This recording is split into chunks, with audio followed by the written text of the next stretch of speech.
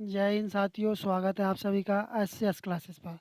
आप अच्छे होंगे, स्वस्थ होंगे और अच्छे से तैयारी कर चुके होंगे और आप लोग एग्ज़ाम सेंटर की तरफ निकलने वाले होंगे या निकल चुके होंगे। इस क्लास में आपके लिए हिंदी के 25 प्रश्नों को कराया जाएगा, जो कि एमसीक्यू टाइप के क्वेश्चंस हैं। क्लास को आप लोग पूरा देखें, कहीं से भी स्किप ना करें। आपको इसी क्लास से कई क्वेश्चंस आपको डायरेक्ट आपके पेपर में एएससी अर्थात इलाहाबाद हाई कोर्ट की परीक्षा में आपको देखने को मिलेंगे। इस क्लास में 25 प्रश्नों को लिया गया है, जो कि इम्पोर्टेंट क्वेश्चंस होंगे आपके हिंदी के। देखते हैं पहला प्रश्न क्या है। निम्नलिखित में से कौन सा शब्द पुल्लिंग है? क्या बताना है? इसमें पुल्लिंग बताना है, जो कि आपका पेपर जो होगा इसी तरह से आपका बना हुआ मिलेगा आपके लिए। तब पुल्लिंग इसमें कौन सा वाला हो जाएगा? जो जोगी है वह आपका पुल्लिंग होगा। पहला वाला ऑप्शन से आपका सही जवाब हो जाएगा। अगला आपका है कि माता शब्द का पुल्लिंग क्या है। ठीक है, अब इसमें पूछा गया माता शब्द का पुल्लिंग क्या होगा।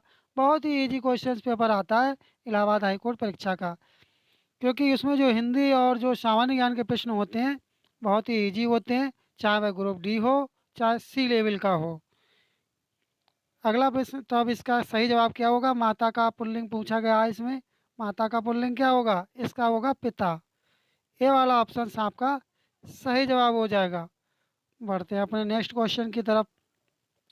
अगला है कि चाय शब्द का प्रयोग किस वचन में होता है? जो चाय अपना देखते होंगे डेली, ऐसा कोई सा व्यक्ति होगा जो चाय नहीं पीता होगा, वरना सभी पीते होंगे। लेकिन यदि पूछ लिया जाए कि चाय शब्द का जो प्रयोग होता है किस वचन में होता है, एक वचन में, द्विवचन में, बहुवचन में, तो कौन से बहुवचन में चाय का प्रयोग होता है? ये होता है एक वचन के रूप में। पहला वाला ऑप्शन आपका सही जवाब होगा कि संयुक्ताक्षर व्यंजन निम्न में से कौन से होते हैं। आपको बताना वो कौन कौन से होते हैं। यदि आपको जवाब आ रहा है तो आप कमेंट करें।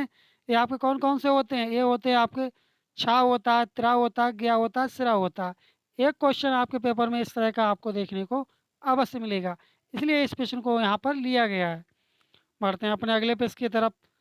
अगला प्रश्न है कि घर, पहाड़ और नदी किस संज्ञा भेद के अंतर्गत आएगा? तब किस संज्ञा भेद के अंतर्गत ये आते हैं? ये आपके आते हैं जातिवाचक संज्ञा के अंतर्गत ये आते हैं। बी वाला ऑप्शन से आपका जवाब होगा, तब आपको बिल्कुल सही जवाब होगा। अंत में आपको कमेंट करके बताना कि आपने 25 प्रश्नों में से कितने प्रश्नों का सही जवाब लगाया था। बढ़ते हैं अपने अगले प्रश्न की तरफ। अगला प्रश्न है कि उत्तम पुरुष सर्वनाम के किस भेद का प्रकार है? तब ये किस भेद का प्रकार है? निजवाचक, पुरुषवाचक, संबंधवाचक या निश्चयवाचक? इसका सही जवाब क्या होगा? इसका सही जवाब होगा पुरुषवाचक। बी वाला ऑप्शन से आपका करेक्ट आंसर होगा। बढ़ते हैं अपने अगले प्रश्न की तरफ।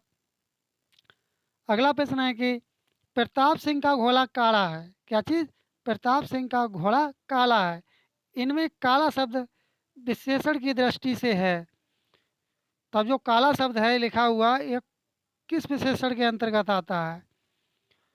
तब इसका सही जवाब क्या होगा? इसका सही जवाब होगा विधेय विशेषण। सी वाला ऑप्शन से आपका सही जवाब होगा। बढ़ते हैं अपने अगले प्रश्न की तरफ। अगला है कि ऋषि की गाय बहुत दूध देती है, वाक्य में रेखांकित शब्द किस विशेषण का उदाहरण है? तब इसमें कौन सा वाला विशेषण हो जाएगा? इसमें आपका विशेषण होगा प्रमाण बोधक विशेषण। डी वाला ऑप्शन से आपका करेक्ट आंसर होगा। बढ़ते हैं अगले प्रश्न की तरफ। अगला है कि कश्मीरी सेब सिंदूरी लाल होता है। जो रेखांकित आप देख रहे हैं सिंदूरी, इसका आपको बताना है कि इसमें विशेषण का भेद बताना है आपके लिए। तो कौन सा भेद होगा इसमें आपका? इसमें आपका भेद होगा प्रविशेषण, क्योंकि विशेषण की विशेषता बताई जा रही है, इसलिए यह हो जाएगा प्रविशेषण। बढ़ते हैं अपने अगले प्रश्न की तरफ। अगला प्रश्न है कि राम श्याम की किताब पढ़ता है, इस वाक्य में क्रिया का कौन सा प्रकार है? इसमें क्रिया पूछ ली गई है साथियों कि किस प्रकार की क्रिया है इसमें। आकर्मक क्रिया होगी, अनेकार्थक क्रिया होगी, पूर्ण कालिक क्रिया होगी या सकर्मक क्रिया होगी। तब इसमें कौन सी क्रिया होगी? इसमें आपकी क्रिया होगी सकर्मक क्रिया होगी। डी वाला ऑप्शन से आपका सही जवाब होगा। यदि आपको क्लास अच्छी लग रही हो, अभी तक चैनल पर नए, आप चैनल को सब्सक्राइब नहीं किए, तो आप चैनल को सब्सक्राइब कर दें, क्लास को आप लाइक कर दें, क्योंकि यहाँ पर आपके लिए इंपॉर्टेंट क्वेश्चनों की श्रृंखला चलाई जा रही है, जिसमें आपके लिए सामान्य ज्ञान और हिंदी के प्रश्नों को कराया जा रहा है। यदि आपने सामान्य ज्ञान अर्थात जीके जीएस के प्रश्नों की क्लास नहीं देखी है, तब आप देख सकते हैं, जो कि उनकी प्लेलिस्ट बनी हुई है। अगला प्रश्न है कि सभी चिट्ठियां डाक से भेजी गईं, इसमें कर्ता है। जो सभी चिट्ठियां डाक से भेजी गई, इसमें कर्ता का नाम पूछा गया कि कौन सा कर्ता है इसमें। कमेंट करें आप लोग, कौन सा कर्ता होगा, डाक होगा या भेजी गई या सभी या चिट्ठियाँ। तो अब कर्ता कौन सा हो जाएगा इसमें? इसमें आपका कर्ता हो जाएगा चिट्ठियाँ। डी वाला ऑप्शन से आपका करेक्ट होगा। अगला प्रश्न है कि उसने उसे छल से पराजित किया, में छल में से कौन सा कारक है? आपको कारक बताना कौन सा कारक होगा, कर्ता, करण, अपादान, कर्म। तो कौन सा कारक होगा इसमें? इसमें आपका कारक होगा करण कारक होगा। बी वाला ऑप्शन से आपका यदि जवाब होगा तब आपका बिल्कुल सही जवाब होगा। आपका जो पेपर आएगा वह बहुत इजी पेपर होगा। आप धैर्यपूर्वक क्वेश्चन पेपर को पढ़ें और उसके उपरांत प्रश्नों का जवाब दें। अगला प्रश्न है कि मैंने आम खाया है, यह वाक्य किस काल से प्रदर्शित करता है? मैंने आम खाया है या आपने आम खाया है, तब इसमें कौन सा काल होगा?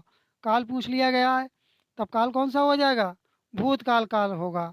क्योंकि मैंने आम खाया है, क्योंकि खाया है, क्योंकि खा चुका है वह। ठीक है, बढ़ते हैं अपने अगले प्रश्न की तरफ।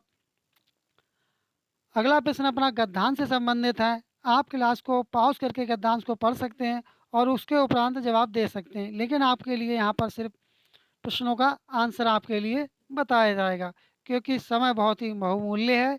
आपके पास ज़्यादा समय नहीं बचा, क्योंकि आप सेंटर की तरफ निकल चुके होंगे। कल 4 जनवरी है आपकी, जो कि 4 जनवरी को आपका कुछ साथियों का पेपर होगा और कुछ का 5 फरवरी को पेपर होगा। देखते हैं पहला प्रश्न क्या पूछा गया था गद्दान से। अक्षय का विलोमार्थी क्या होगा? अक्षय का विलोम पूछ लिया गया है कि अक्षय का विलोम क्या होता है। अक्षय का विलोम होता है नाशवान। सी वाला ऑप्शन आपका करेक्ट हो जाएगा। अगला है कि जीवन का भरपूर आनंद कौन उठाता है? तब जीवन का भरपूर आनंद कौन उठाता है? साहित्य पठन पाठन का अवसर व्यस्तताओं के बीच निकाल लेने वाले लोग। अर्थात डी वाला ऑप्शन से यदि आपका जवाब होगा तब आपका बिल्कुल सही जवाब होगा। बढ़ते हैं अपने अगले प्रश्न की तरफ। अगला प्रश्न अपना है प्रश्न नंबर 91 है अपना। इसमें पूछा गया इस गद्यांश का उपयुक्त शीर्षक है। आपने गद्यांश को आपको बताया गया कि गद्यांश को पास करके उस गद्यांश के पढ़ने के उपरांत शीर्षक आप बता सकते हैं, क्योंकि ये तभी पता चलेगा कि इसका शीर्षक क्या है। तब इसका सही जवाब क्या होगा? 91 का क्या सही जवाब होगा? इसका सही जवाब होगा साहित्य की महत्वता, क्योंकि इसमें साहित्य की महत्वता के बारे में बताया गया है। यही इसका शीर्षक हो जाएगा। बढ़ते हैं अपने अगले प्रश्न की तरफ। अगला प्रश्न है कि जीवन का बोझ जगाने में। तब इसका सही जवाब क्या होगा? प्रश्न नंबर 92 का सही जवाब क्या हो जाएगा? साहित्य सार्थक भूमिका निभाता है। पहला ही वाला ऑप्शन से आपका करेक्ट आंसर हो जाएगा। बढ़ते हैं अपने अगले प्रश्न की तरफ। अगला प्रश्न है कि मनुष्य के जीवन को संस्कारित कौन करता है? अर्थात जो मनुष्य का जीवन होता है उसे संस्कारित अर्थात संस्कारवान कौन बनाता है?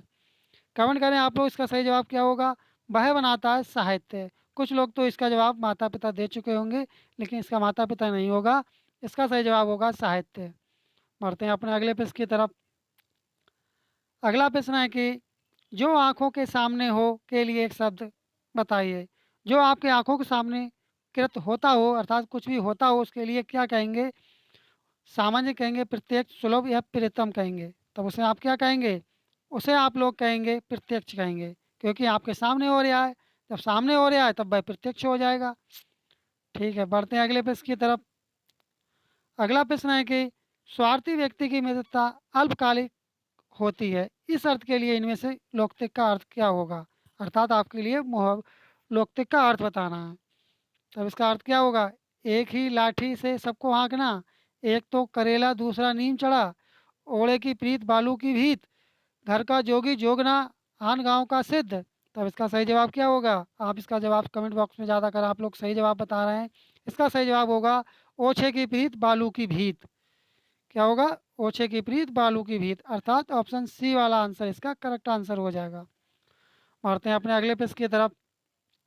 अगला प्रश्न है कि कमल लाइन में कौन सा समास है? इसमें समास पूछा गया किसका? कमल लाइन का समास क्या होगा इसमें? तत्पुरुष समास, द्विगु समास, बहुव्रीहि समास, द्वंद्व समास।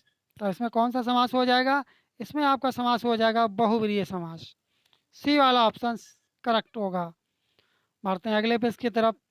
अगला प्रश्न है कि अगला प्रश्न है कि ब्राह्म की दृष्टि से कौन सा वाक्य अशुद्ध है। आपको इसमें अशुद्ध बताना है कि कौन सा वाला आपका जो आंसर होगा वह इसमें गलत होगा, अर्थात कौन सा वाला ऑप्शन जो होगा वह गलत होगा। तब कौन सा वाला ऑप्शन है जो कि गलत है, वह आपका है हाँ मेरा यही विचार है। क्या चीज़? हाँ मेरा यही विचार है। सी वाला ऑप्शन आपका करेक्ट आंसर हो जाएगा।